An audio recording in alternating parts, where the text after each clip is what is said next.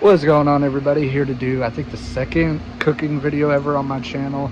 And today we are going to be doing Brock Lesnar's steak seasoning from Bearded Butchers. I was watching the interview Brock Lesnar did with Pat McAfee last year where he was talking about it. And I was like, dude, one day I'm going to try that steak seasoning. And then I never did. And here we are about a year later, and I finally got my hands on some. And I'm excited to try it. There's the bottle right there. Bold and intense, our Brock Lesnar blend is truly the blend of champions. Brock's go-to steak seasoning and Bearded Butcher original blend combined to knock your taste buds out. That's what it says on the bottle. There's stuff on the back. See ingredients: salt, sea salt, spices including paprika and celery seed, dehydrated garlic, onion powder, citric acid, natural spice, extractive paprika. Sorry, I can't read. 0 calories. And let's open this up so you guys can see inside. That's what it looks like inside the bottle. And I got the fire going real quick, and I'll be right back with the steak. There she is right there. I just got over having COVID last week, and I didn't lose my taste, but I didn't feel like eating at all. And this stuff arrived last week, so it's been teasing me.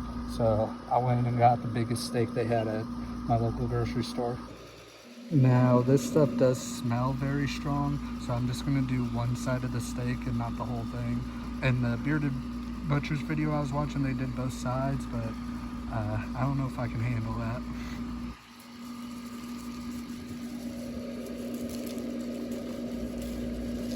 Actually, screw it. Let's do both sides.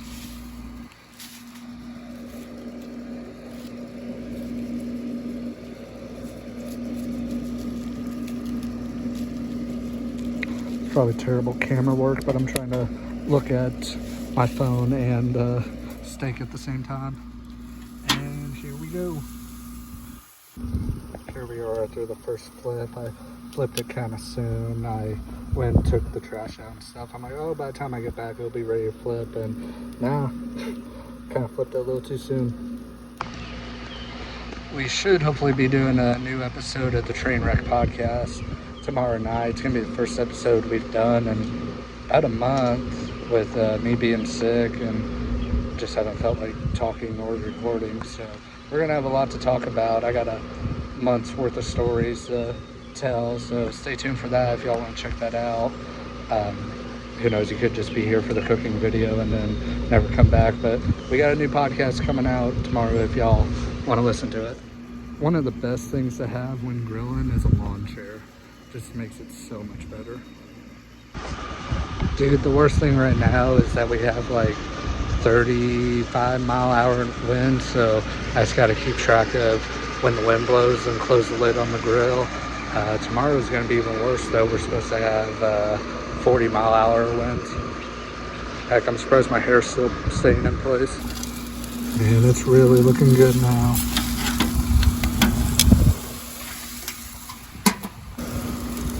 And one thing, this stuff, it has a strong smell. It doesn't smell bad, but it's strong.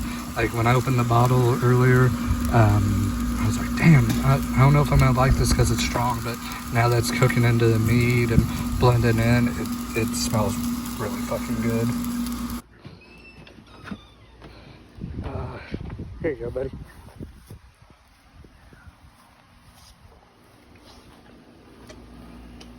And now time to pull you off.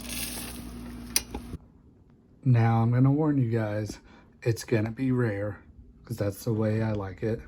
But we are about to do our first taste test of the Brock Lesnar Blend from Bearded Butchers. There's the first cut, and we're about to take the first bite. Here we go.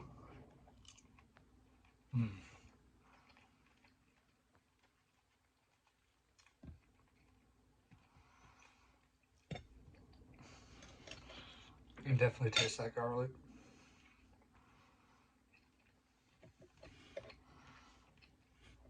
Man, that's a juicy steak though.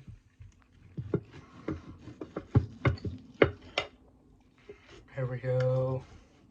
Second cut right there. Man, I got it pretty good on the pink.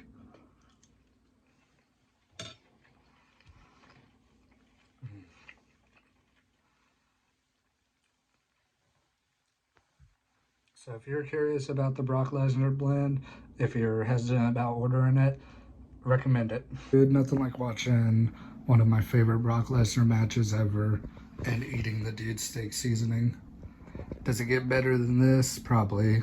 By the way, my room is a mess. I haven't cleaned it for a month because COVID, but just had to add this little tidbit. And then after watching this match, gonna hopefully watch my Dodgers beat the Mets, because I think this is the first nationally televised game they've had all year.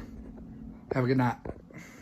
Alright, here we go. I'm on my computer now, so this is going to be a little bit of a more professional review. I tried to end the video like 3 different times on my phone, and then more thoughts started going through my head about the seasoning, so I wanted to put this at the end so I could really talk about the steak seasoning. I give it a light 7 out of 10. It's very good. I still prefer the classic salt and pepper with a steak over anything, but the seasoning is really good. I will use it again, especially since I got a big bottle of it. One criticism I do have is that the garlic that's in it, you get a strong garlic aftertaste after you have a few bites of the steak. So if you're a person that's self-conscious about how your breath smells, I would definitely recommend carrying some gum after you eat the steak. But that's the only criticism I have of it. Other than that, it does have a salt and pepper taste to it, just not as strong. And you do taste the garlic, and you can't really taste the paprika, but you can taste the salt, pepper, and garlic in it, and it is very good. It does look really good once you cook the steak, you know. I mean, y'all saw that in the video. But let me know what you guys think. If this video encouraged you to go and buy the steak seasoning, let me know in the comments how your steak turned out. Like and share the video. Subscribe to the channel, please. We're 1 subscriber away from 300 right now. And Trainwreck Podcast coming out sometime this week. And probably an NBA short. Thank you guys for watching. I appreciate all the love. This last month has been rough with me having COVID. So thank you to anyone that stuck around, and I hope you all have a great day.